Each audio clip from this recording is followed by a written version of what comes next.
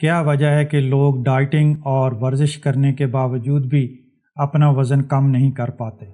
اگر آپ چائے کے 1 کپ میں 2 چمچ چینی کی ڈالتے ہیں اور قدرتی طور پر دودھ میں پائی جانے والی چینی کی مقدار بھی 1 چمچ سے زیادہ ہوتی ہے، اس طرح چائے کے 1 کپ میں آپ 3-3.5 چمچ چینی کے لے رہے ہیں۔ اگر آپ حساب لگائیں تو 3 کپ چائے روزانہ پینے والا آدمی تقریباً 1 کلو گرام سے زیادہ چینی 1 مہینے میں کھا جاتا ہے۔ یہ ساری چینی ہمارے جسم میں جا کر چربی میں تبدیل ہو جاتی ہے، لیکن کہانی یہیں ختم نہیں ہوتی۔ یہ ہمارے انسولین لیول کو سارا دن ہائی رکھتی ہے، جس سے ہمارا جسم ہمیشہ چربی جمع کرنے والے موڈ میں رہتا ہے۔ اسی وجہ سے لوگ ورزش کرنے اور ڈائٹنگ کرنے کے باوجود بھی اپنا وزن کم نہیں کر پاتے۔